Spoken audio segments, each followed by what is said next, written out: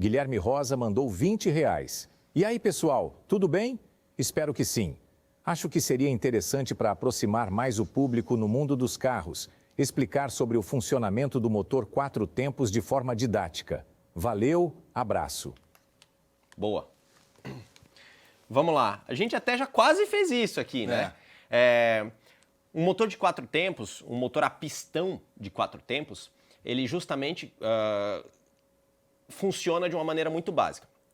O êmbolo, a seringa, está aqui, ele vai abrir a passagem da admissão pelo filtro de ar ali, pela borboleta, TBI e tal, e ele vai admitir.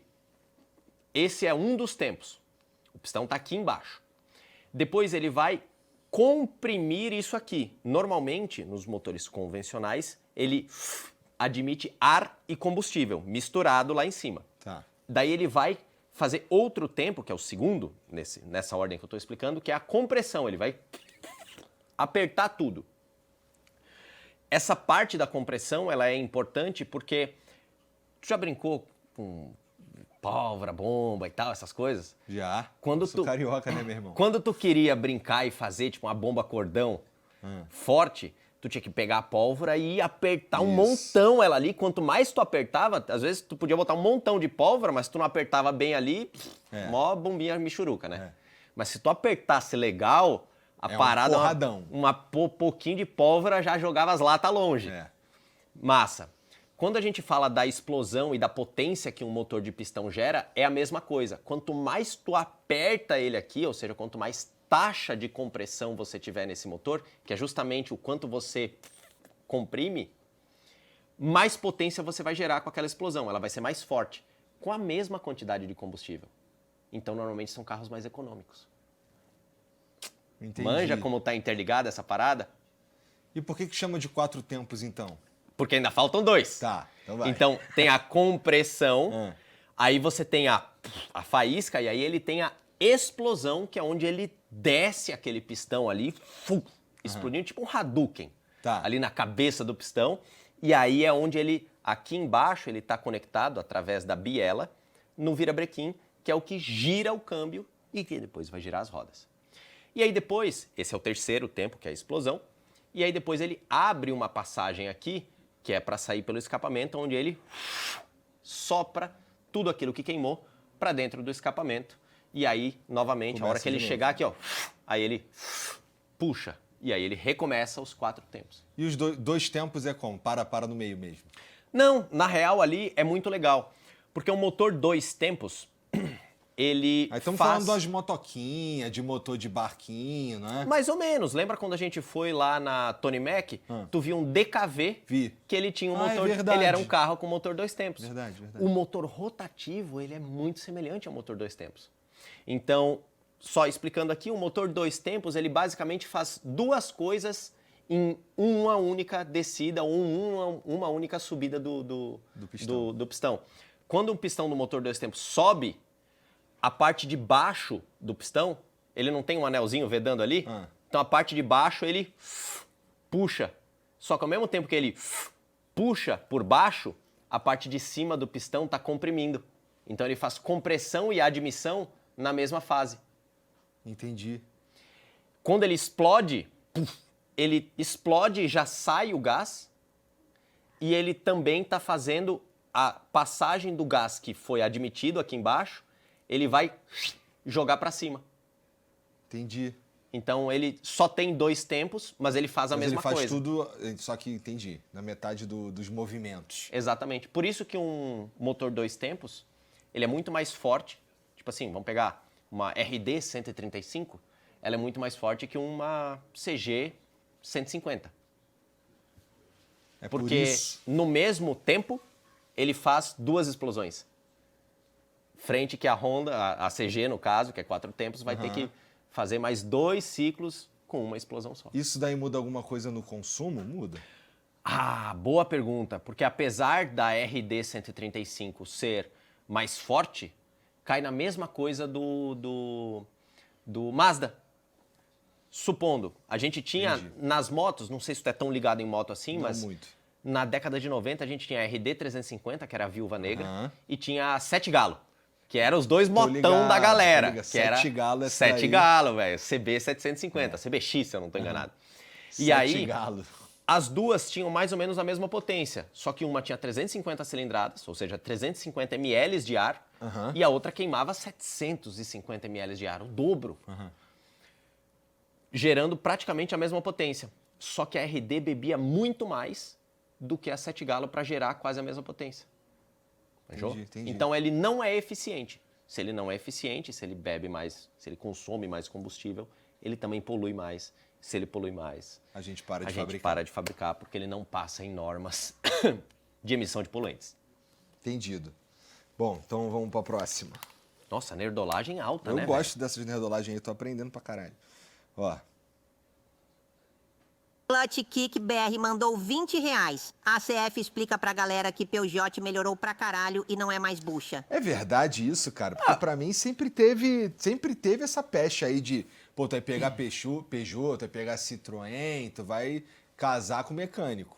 Cara, o pior é que eu morei uma época e trabalhei na divisão de caminhões e ônibus ali da Volks, que fica em Resende, Porto Real e tal. Então, eu ia bastante pra lá e quando eu precisava ir pro Rio, você vê muito Peugeot lá no Rio de Janeiro, cara. Muito. Aqui em São Paulo, nem tanto.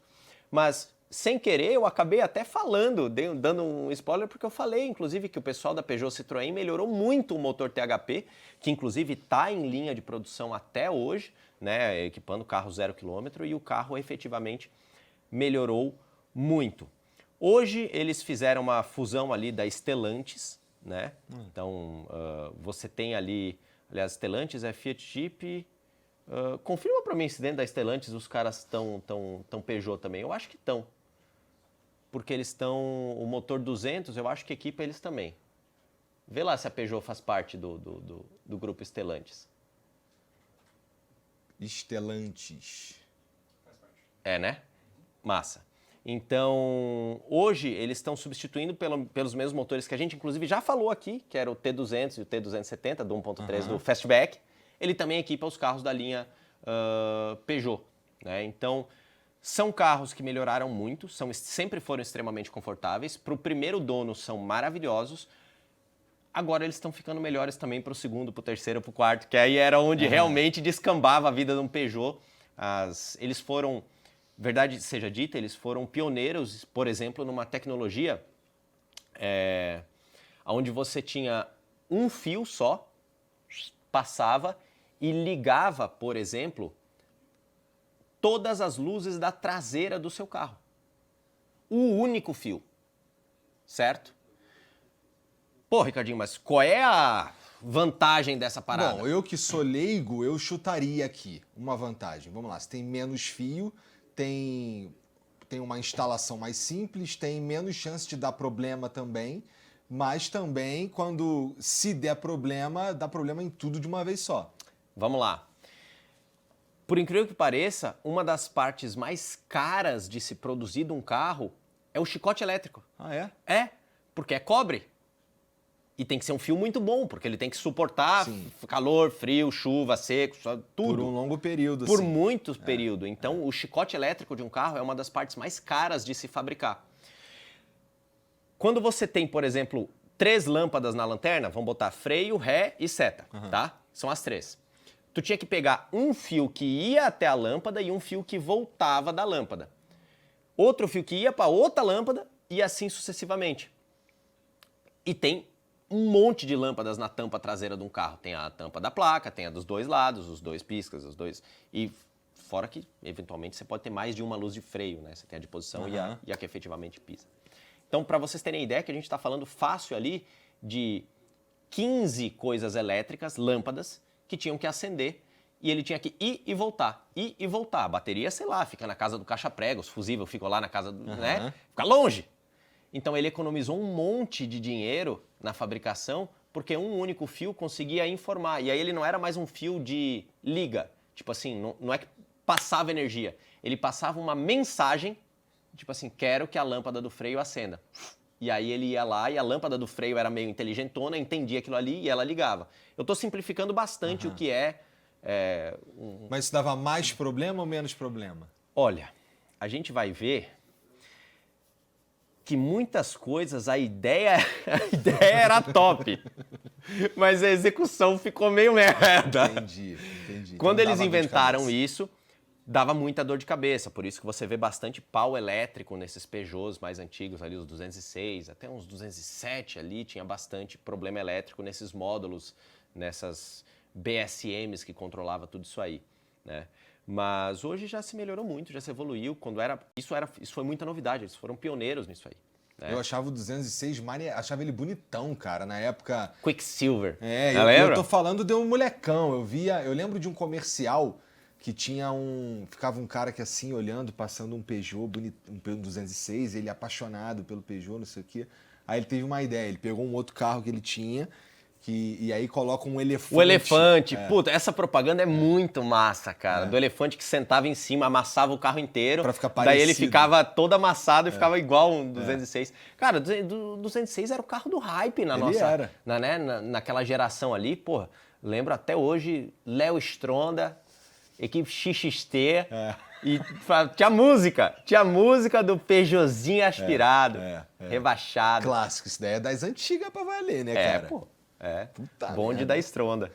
Bom, então hoje em dia, se tu for pegar um Peugeot dos mais novos aí, tu tá bem mais tranquilo nesse sentido. Sem dúvida, até porque hoje as montadoras juntaram e pegaram as melhores tecnologias que eles tinham ali, né? Significa que Citroën vai pelo mesmo caminho, vai pegar um Citroën e também tá mais tranquilo. Hoje é praticamente tu dizer que, cara, Citroën é legal, mas o Jeep você pode pegar. Eles são basicamente hoje a mesma engenharia que é a Stellantis, né?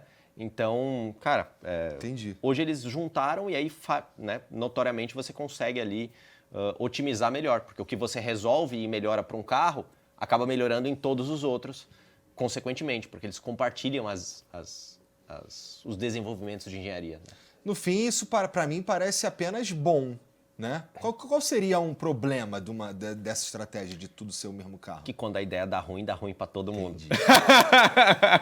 Tipo o motor que eu te falei, que fodeu a Jeep, fodeu a Fiat, mas todo mundo lá naquela folga folga dos anel desgracenta lá. Entendi. Então tá, então vamos pra próxima.